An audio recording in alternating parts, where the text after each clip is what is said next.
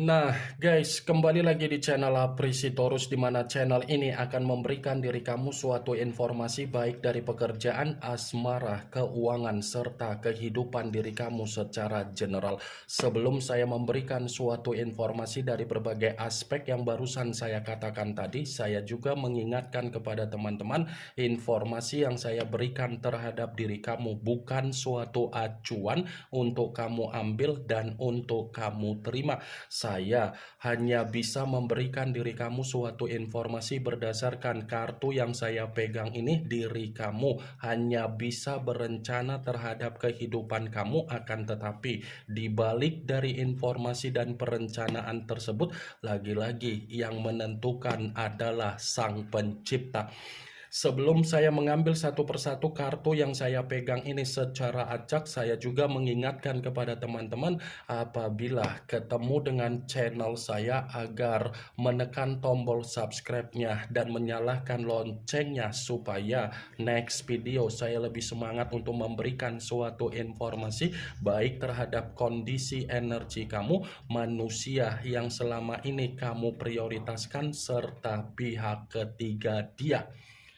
Oke Wageng, kali ini saya ingin mengarah terhadap pihak ketiga. Hanya sekedar ingin mengarah dan ingin mengetahui bagaimana situasi dari pembawaan energi yang dimiliki oleh pihak ketiga. Situasi apa yang ingin disampaikan oleh kartu yang saya pegang ini? Apakah ada gambaran yang bersifat positif atau memang justru kebalikannya? Kita langsung saja.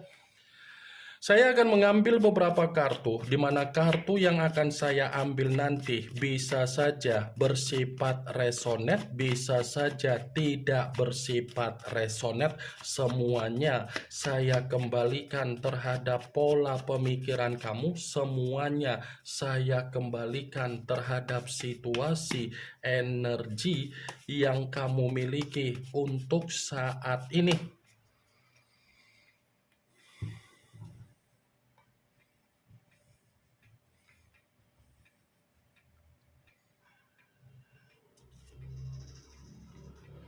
Muncul kartu ini. Sekali lagi saya mengatakan muncul kartu yang saya pegang ini, di mana kemunculan kartu yang saya pegang ini seperti memberikan suatu isyarat atau gambaran, tetapi gambaran yang ingin saya sampaikan terhadap diri kamu sepertinya suasana dari komitmen pihak ketiga terhadap manusia yang sudah meninggalkan diri kamu ini sudah mengarah terhadap suasana yang saling memberikan perkataan yang sudah menyudutkan. Suasana yang ada di dalam komitmen mereka berdua jalankan ini bukan lagi bersifat positif tetapi bersifat negatif. Negatif dalam arti apa? Bisa saja ada sesuatu hal yang diinginkan oleh pihak ketiga untuk diminta terhadap manusia yang meninggalkan diri kamu, tetapi manusia itu tidak mampu untuk memberikan apa yang menjadi permintaan terhadap pihak ketiga, di mana kondisinya manusia itu seperti diperlakukan secara tidak wajar. Saya rasa awalnya saja komitmen yang mereka berdua jalankan suasananya bersifat harmonis. Tetapi untuk saat ini bukan lagi ada suasana yang bersifat harmonis. Muncul kartu As of Wands, yang dimana kemunculan kartu ini berbicara secara tongkat dalam arti apa? Sepertinya pihak ketiga ini masih ada komitmen terhadap orang lain di luar dari kondisi manusia yang sudah meninggalkan diri kamu. Masih ada kehidupan baru yang sedang dinikmati oleh pihak ketiga terhadap orang lain di luaran sana. Ibaratnya manusia yang meninggalkan diri kamu terlalu memaksakan diri untuk memprioritaskan pihak ketiga dia, tetapi ketika memprioritaskan apa yang menjadi kepentingan dari pihak ketiga, ya lagi-lagi Pihak ketiga kan hanya memanfaatkan dan hanya sekedar numpang hidup terhadap manusia yang meninggalkan diri kamu. Karena pihak ketiga ini seperti mengetahui bahwasannya manusia itu kan royal, manusia itu terlalu boros, dan manusia itu memberikan apa yang menjadi kepentingan dari pihak ketiga. Makanya pihak ketiga mengendalikan manusia itu. Awalnya saja komitmen itu bahagia, tetapi kebahagiaan hanya sekedar senang-senang, bukan sekedar secara perasaan.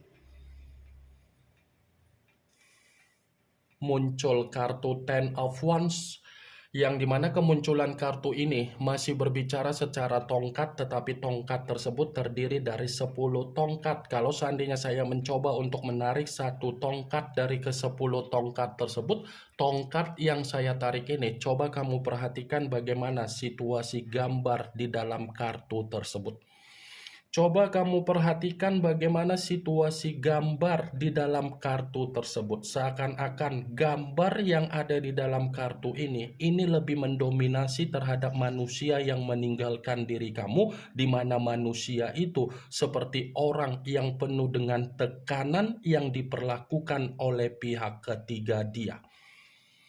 Pihak ketiga dia ini bukan hanya memberikan perkataan yang sudah saling menyudutkan, tetapi pihak ketiga pun masuk di dalam kehidupan manusia itu bertujuan apa? Memberikan beban. Bertujuan apa? Agar manusia itu runtuh. Bertujuan apa? Agar manusia itu lebih bertanggung jawab terhadap pihak ketiga dia. Agar apa? Bertujuan manusia itu memberikan apa yang menjadi kestabilan dia.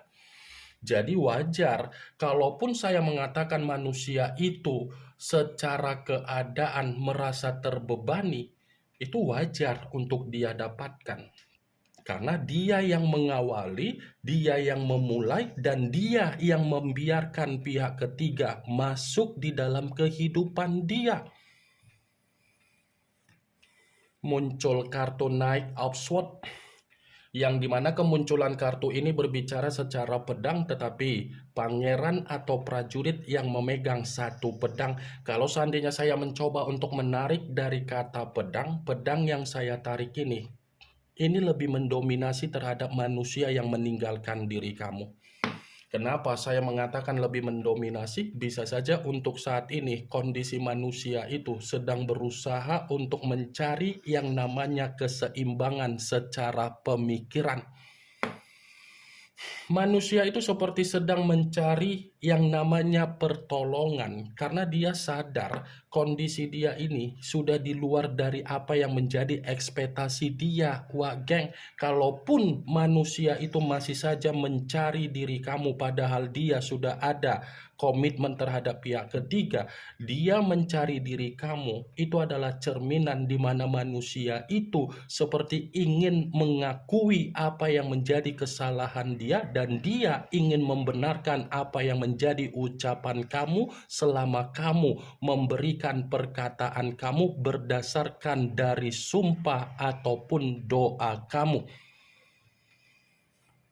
Muncul kartu Ten of Cups, yang dimana kemunculan kartu ini berbicara secara cawan, tetapi cawan tersebut terdiri dari 10 cawan. Kalau seandainya saya mencoba untuk menarik satu cawan dari ke-10 cawan tersebut, satu cawan yang saya tarik ini ada kaitannya dengan kemunculan kartu Ace of Wands. Kenapa saya mengatakan ada kaitannya? Tadi saya sempat berbicara pihak ketiga masih ada kehidupan baru yang dilakukan oleh orang lain di luaran sana, ternyata dibenarkan oleh kartu ini. Karena ada kemungkinan besar di luar dari manusia itu, pihak ketiga ini lagi bersenang-senang. Di luar dari manusia itu, pihak ketiga lagi menikmati yang namanya kebahagiaan. Di luar dari manusia itu, pihak ketiga seperti menikmati apa yang menjadi kebebasan di luaran sana. Manusia itu yang terlalu menggebu-gebu untuk memperjuangkan pihak ketiga dia. Tetapi apa yang dia perjuangkan malah bertolak belakang di dalam kehidupan yang dia terima sendiri. Muncul kartu Price of Swords, yang dimana kemunculan kartu ini masih berbicara secara pedang. Pedang dalam arti apa? Ya bisa saja Wak Geng, manusia yang meninggalkan diri kamu seperti diperlakukan secara tidak wajar ini. Kasihan manusia itu. Dia sedang diperlakukan secara tidak wajar, dia diperlakukan secara intimidasi, dia diperlakukan secara beban, dia diperlakukan secara tersiksa. Makanya selama ini kan saya mengatakan terhadap diri kamu, biarkan manusia itu menikmati apa yang menjadi kehidupan dia terhadap pihak ketiga dia, karena belum tentu apa yang dia nikmati ketika ada komitmen terhadap diri kamu bisa dia nikmati terhadap pihak ketiga dia. Karena secara tidak langsung kartu ini pun seperti mengatakan dia dipertemukan dengan pihak ketiga, karakternya jauh lebih licik dari apa yang menjadi kelicikan manusia tersebut. Muncul kartu Nine of Coin, yang dimana kemunculan kartu ini berbicara secara koin, tetapi koin tersebut terdiri dari 9 koin. Kalau seandainya saya mencoba untuk menarik satu koin dari ke-9 koin tersebut, koin yang saya tarik inilah yang dicari oleh pihak ketiga. Pihak ketiga ingin memulai suatu komitmen terhadap manusia yang meninggalkan diri kamu karena memang hanya mengincar bagaimana pihak manusia itu memberikan kemakmuran, bagaimana manusia itu memberikan kesejahteraan, dan bagaimana manusia itu bisa dijadikan sebagai sumber pendapatan.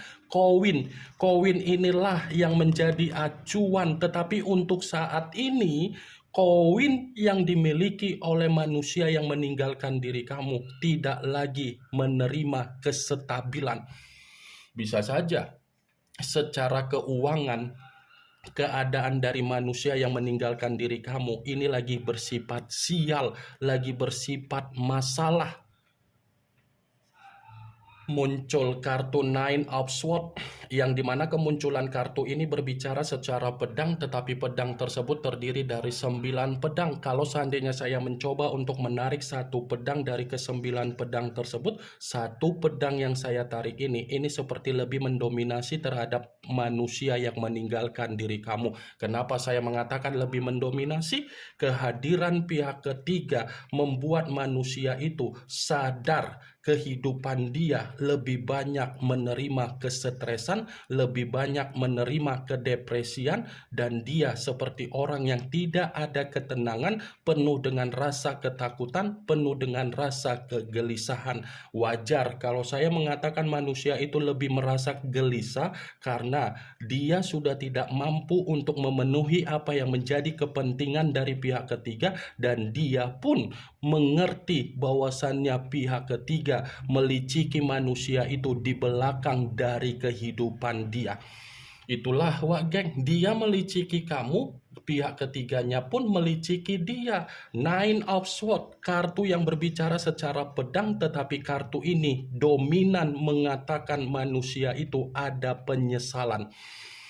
Ini yang ingin saya sampaikan terhadap diri kamu, Wak Geng. Ingat Wak Geng, saya memang ingin mengarah terhadap pihak ketiga, tetapi bisa saja posisi energi yang ada di dalam kartu saya ini ketukar, yang dimana manusia itu menjadi pihak ketiga di dalam hubungan orang lain. Kemunculan kartu Nine of Swords yang terdiri dari 9 pedang sebagai kartu terakhir yang ingin saya katakan terhadap diri kamu, sebagai kartu kesimpulan yang ingin saya sampaikan terhadap diri kamu. Yang positif ambil, yang negatif buang. Sekian dulu informasinya. Salam kartu tarot, salam zodiak.